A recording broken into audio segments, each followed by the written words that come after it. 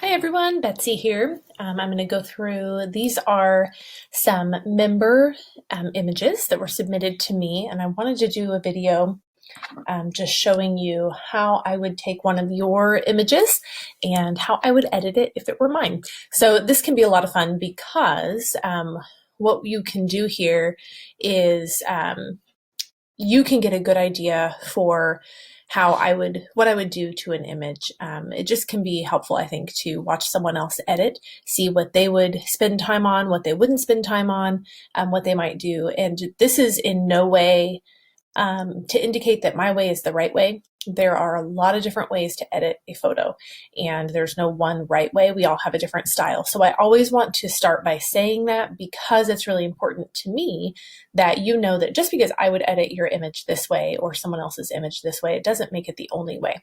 But we can learn a lot sometimes by seeing what someone else might do to our shot.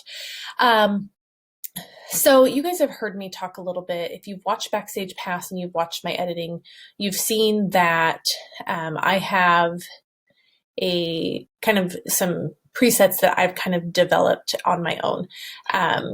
A lot of them, well, one of them started with Cole's classic Crisp and Clean preset, and over the course of about 3 years now, or whenever those presets first came out, I've tweaked it so much that it's a completely different preset that I've just kind of saved it to its own. I am going to, just because this is what I would always do, I'm going to apply that to this image. And you can see it bumps the exposure just a tad, increases the contrast a little bit. A little bit more work is done with the contrast by adjusting the whites and the blacks here. We have some clarity that's added. So this to me, I'm going to look at the white balance. If you look in, white balance can be tricky. It can be tough to train your eye to see proper white balance. This is pretty good. If you go in and look primarily at like skin tone, sometimes that can give you a better idea. Sometimes it looks like there's some warm wood around where this little girl is standing. And so that can sometimes cast kind of warm light onto a subject.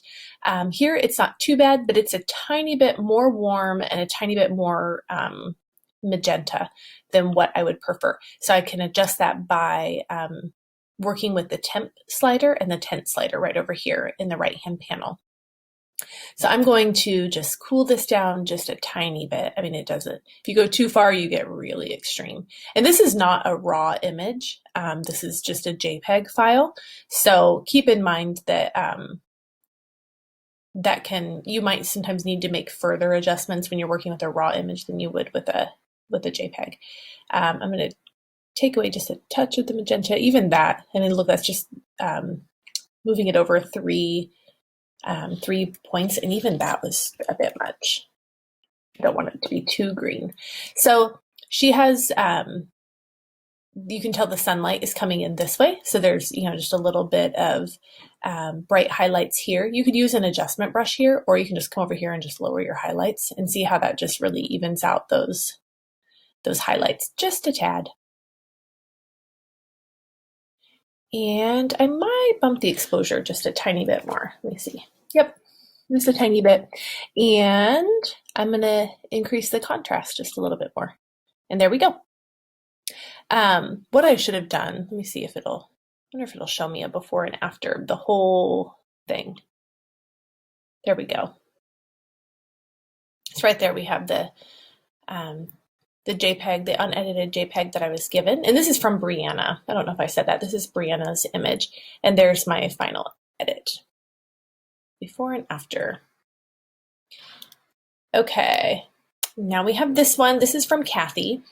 I really loved, so I loved a lot about this photo. I love the eye contact. I love the layering that we have here. Like you can just get a real feel for the scene. And I really love the dramatic light. So this is a fun one. I'm going to go ahead and again, because this is what I add to every image, I'm going to add my preset. I'm going to bring up the exposure a little bit.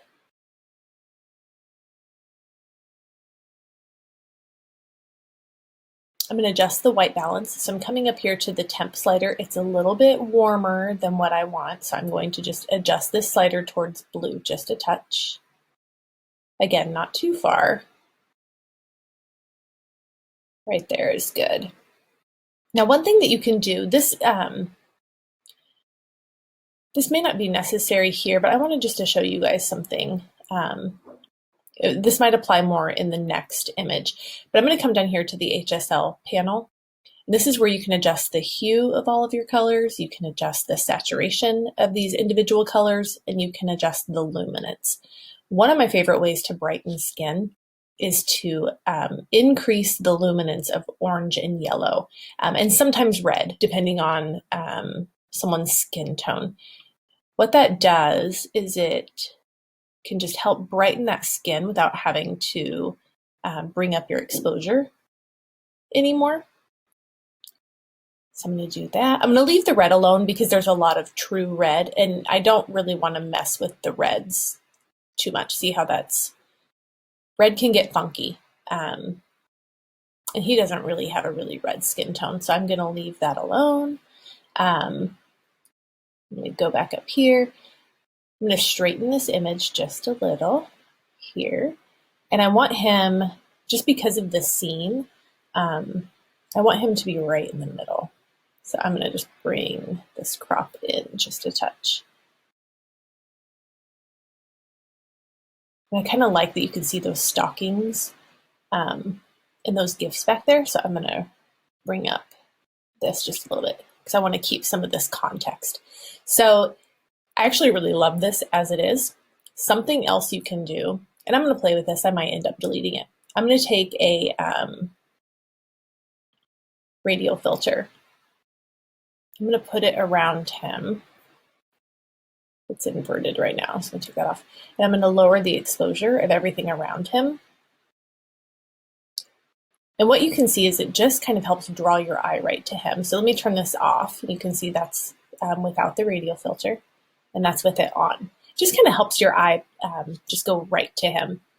Now, if we were looking at, like, some people would be concerned that there's light on this side of his face and not light on this side of his face. To me, it makes sense because you see that light on this side of the image and it gives some dimension and some direction and context to this photo. Some people would be really tempted to bring up exposure on this side of his face. You could do that. I actually like it the way that it is. And I'm actually going to duplicate this photo and I'm going to show you how this would look in black and white. I think this would make an awesome black and white photo. I have a couple of black and white presets that I like that I've kind of created over time. This is the one I almost always use. You go here. On this black and white preset, the highlights are pulled way down, so I'm going to bring those back up. Make a couple of small adjustments here. Okay, so you kind of can see there, we've got this. We've got this. It kind of makes it cool. Now, because of the context of it obviously being Christmas, I love the color, but I do love to play with black and white when we have the really contrasty light. So I just did that for fun.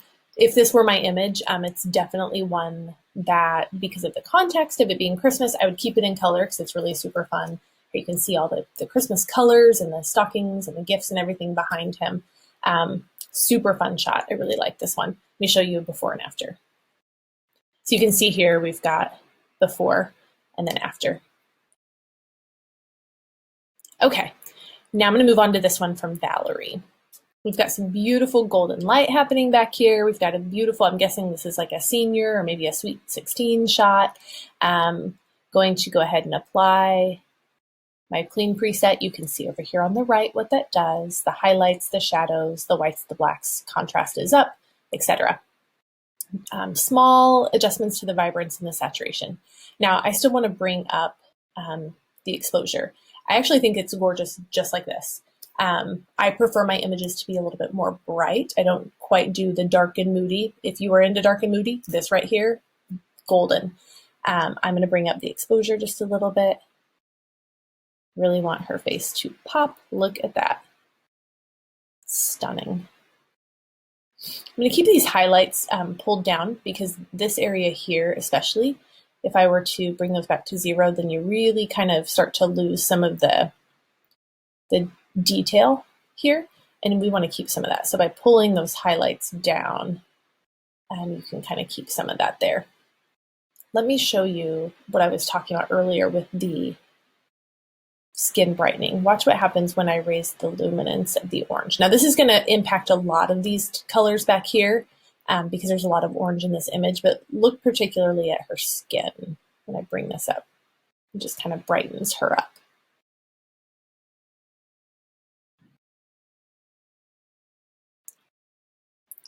So I'm not able to zoom in a ton here just because of these are just saved from Facebook, but I was just checking. I mean, her eyes are gorgeous. You could enhance her eyes. At this point, her eyes are already so crisp and clear, and we've got great catch lights there.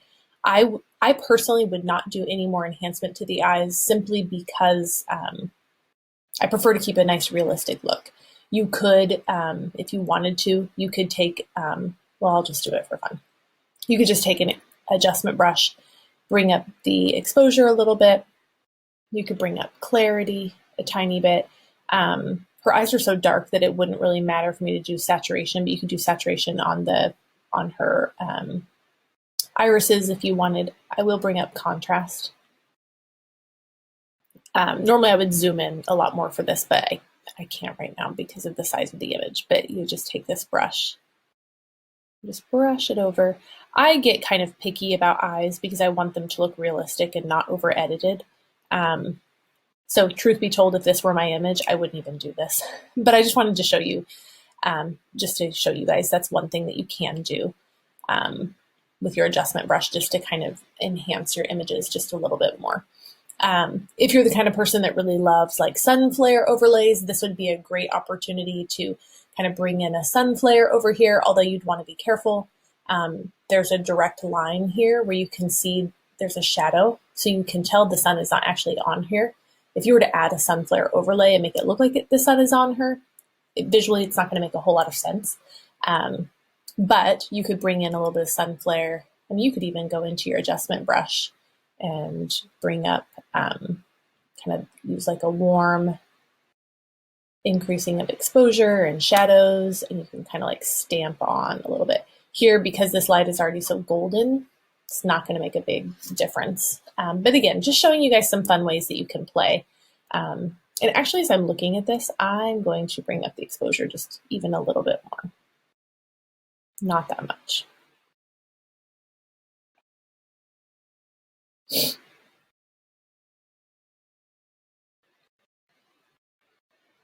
I'm just kind of playing now, lowering the blacks just a touch, bringing up my whites. That kind of helps brighten it as well. Okay, so let's look at a quick before and after of this image. So we have here the before and the after. Really great shot. Love it. So there you go. Just again, to kind of give you a taste, we have this before and after here. We have this before and after here, Kathy's image. We also have this black and white here of the color versus the black and white. And then this one here from Valerie's image. Really great shots, guys. I just want to thank each of you for letting me take a look at your photo and edit it in Lightroom. Hopefully it is helpful for you just to kind of see some tweaks that you can make on your images just to help make a difference. And if you guys have any questions, please don't hesitate to let me know.